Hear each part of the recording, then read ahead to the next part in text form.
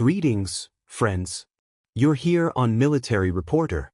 A huge number of events have happened today, so let's get started. Let's start with the most important event, which is, of course, the phone conversation between the 47th President of the United States of America, Donald Trump, and President of the Russian Federation, Vladimir Putin. There has been a huge amount of different speculation and insights on this topic throughout the day. Everyone knows about something, everyone sees something in the symbols and signs, and speculates about what exactly will be discussed at these talks. I should note at once that at the moment of preparation of this video it was already the second hour of this conversation, and it has not been finalized yet. Perhaps by the time you watch this video, there will already be the first comments and information from both the White House press secretary and Mr. Peskov. Vladimir Putin will probably make some statements about this conversation. So it will already be more clear to you what the conversation was about. However, at the time the video was recorded, there was only speculation, conjecture, and data manipulation. I want to give you a few examples. Today, the Russian Federation celebrates the most important holiday in its history, the day of Crimea's reunification with Russia. Let me remind you that 11 years ago a referendum was held on the territory of Crimea, as a result of which the citizens of this region decided to return to the Russian Federation. On the basis of this event and was established this holiday. Note that Donald Trump called Putin on this very day. There have already appeared a lot of comments and assumptions that these two events are connected. Some experts and analysts even say that Trump may recognize Crimea as part of the Russian Federation.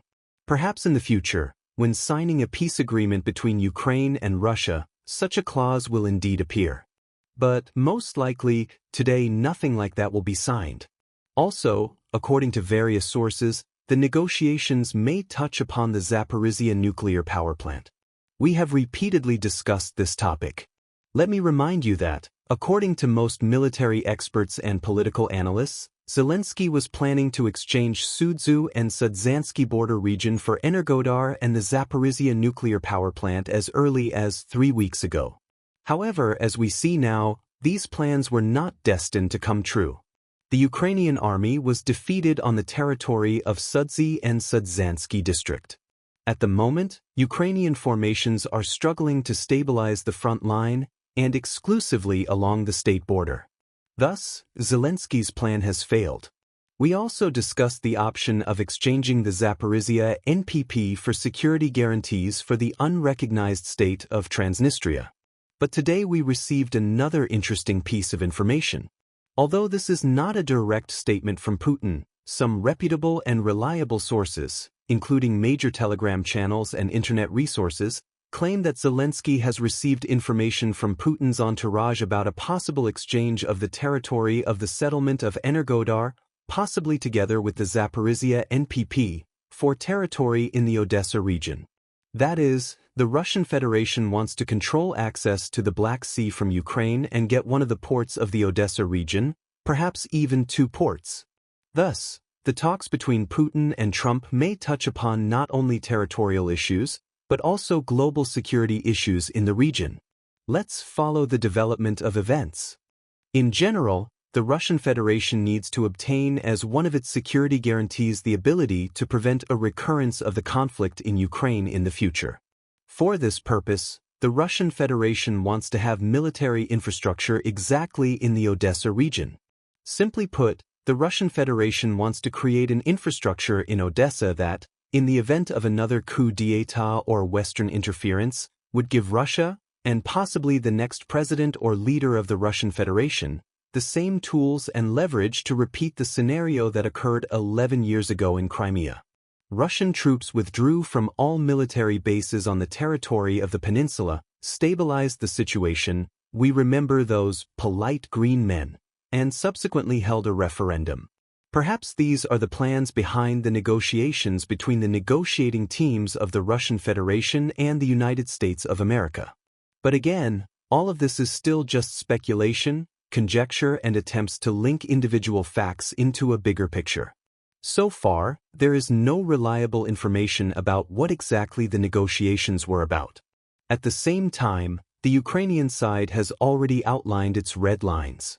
This is reported by many pro-Ukrainian channels, trying to send a clear signal to both Donald Trump and Putin. Ukraine says there are certain things it will not agree to under any circumstances. These include limiting the number of troops and personnel of the Ukrainian armed forces, that is, actually limiting the combat capability of the army.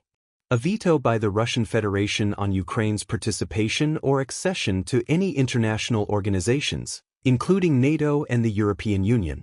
It may also concern other military or political alliances that may be established in Europe after the end of the Ukrainian conflict. These issues, of course, do not suit Ukraine at all. At the same time, there are reports that Putin did not make any statements today regarding the talks with Trump. However, before the start of the talks, there are reports that the Russian Federation is not against Western countries resuming arms deliveries to Ukraine after the 30-day ceasefire, including deliveries from the United States of America. But there is an important condition: the deliveries must be made in favor of the restricted Ukrainian army. Let me remind you that under the Istanbul agreements, which could have been signed as early as 2022, the Russian Federation insisted that the total number of Ukrainian armed forces shall not exceed 60,000. Under such conditions, it does not matter to the Russian Federation whether the US supplies arms or not. Such a limited army will not be enough to confront Russia in case of a breach of the peace agreement. At the same time, the Russian side advocates that if a compromise is reached on a 30-day ceasefire for this period, the US will not supply arms to Ukraine. At the same time, Russia does not object to arms supplies from the European Union, but not from the United States of America. Well, we will certainly find out in the near future whether the parties have found some common ground and reached some kind of compromise. If we now turn to the situation on the line of contact, the most interesting news today comes from the Belgorod region.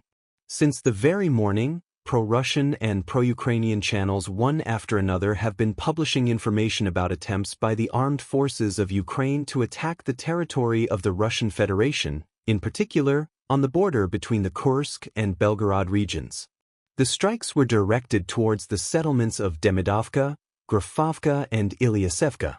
According to reports, the offensive began at 7 a.m. The operation involved several storming groups, techniques, and engineering equipment to clear the border area and create gaps in minefields so that Ukrainian units could advance. The first information about the offensive began to arrive in the morning. During the day, additional data appeared, maps were drawn, and the composition of the units involved in the fighting was analyzed. At the end of the day, it became clear that the Ukrainian side sought to reach the asphalted road in the northeastern part of the settlement of Marina. This road could open the way for further development of the offensive towards Russian territory. The situation remains tense. We are following the development of events. The Ukrainian armed forces attempted to move further east in rapid mobile groups and possibly repeat the scenario that took place in August 2024 during the Zaporizhzhia offensive. However, by the end of the first day of fighting, the situation was different. At this point, it is difficult to say whether there will be further attacks, but by the end of the first day of fighting, the Ukrainian army had been stopped.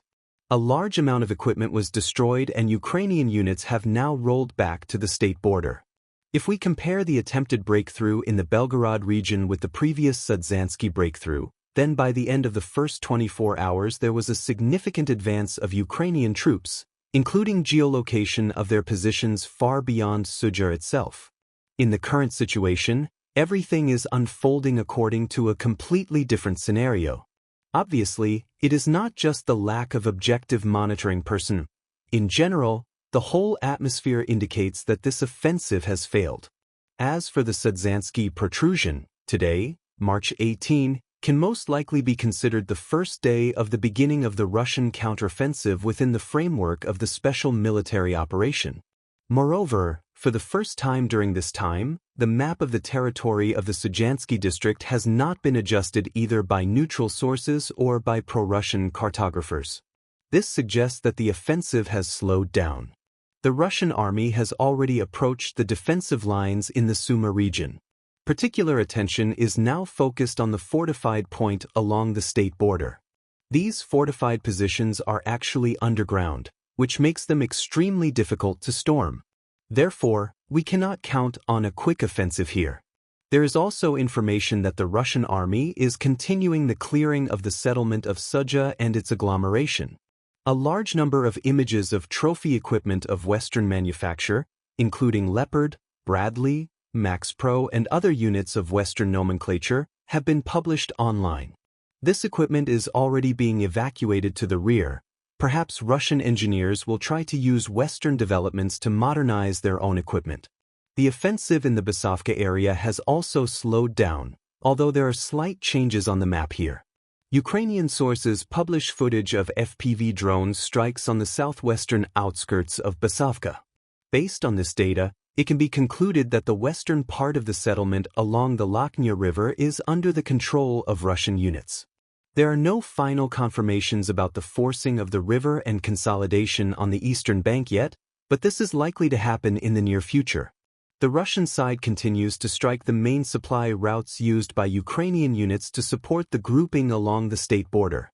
According to some sources, the slowdown in the offensive is primarily due to the fact that a large number of Russian armed forces personnel are involved in the mopping up of Sudzha.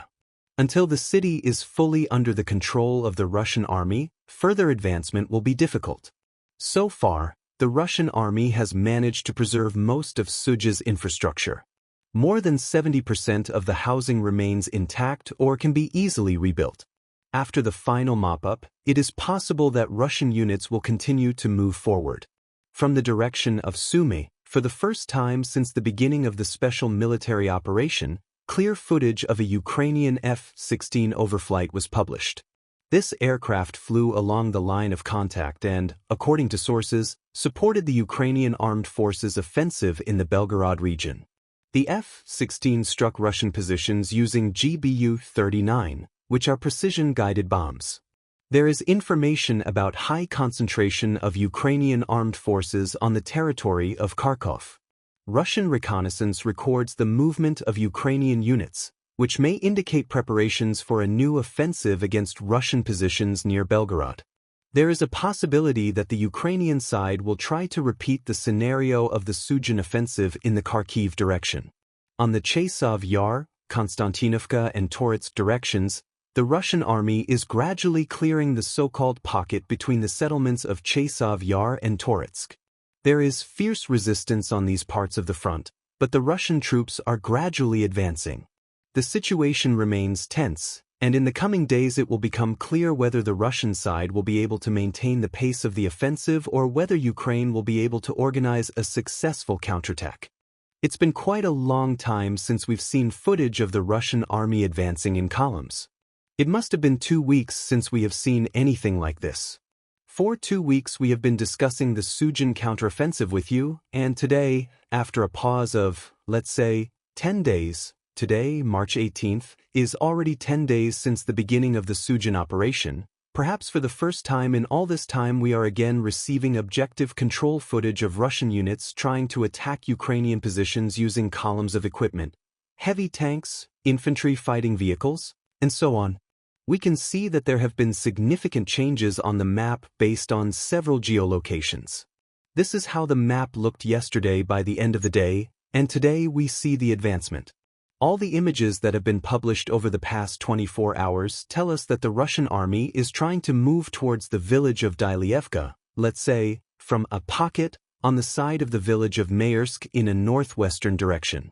We see that now there is an attempt to cut this protrusion by the center group of forces, after which the Russian army will be able to approach Biela Gora, Alexandro Shulty and, of course, the Klebenbyk reservoir, which was also the site of FAB strikes on Ukrainian armed forces positions today. So we see that there is a serious intensification of hostilities here. Perhaps some of the first reserves, reinforcements of the Sudzhan protrusion have returned, the Russian side has managed to breathe, and now the military work to advance in the northern direction begins again. Also from the same section of the front, from the Konstantinovsky direction, we are receiving footage of how Russian units have managed to mop up positions near the village of Alexandropol. We see that in this pocket, movement along the N20 highway northward towards the Klebenbyk reservoir and Konstantinovka itself has begun.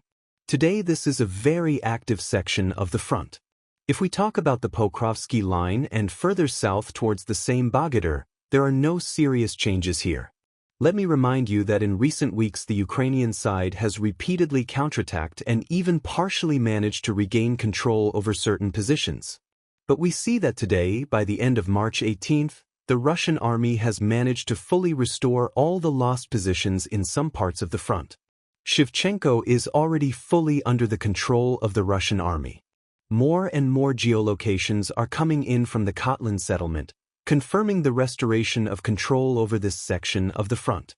More and more information is also coming from the direction of Uspinovka, and once again we are seeing Russian drones flying far to the west of the village of Uspinovka. Today, by the way, one can repeatedly observe publications on the internet and in Telegram channels that, perhaps for the first time since the beginning of hostilities on this section of the front, the first drones have begun to fly into the territory of the Dnieper region. That is, we see that already drones of the Russian army are working on the territory of the Novopodgorodny settlement. The strikes were carried out on Ukrainian equipment and on the territory of small forest belts in the area of Marievka.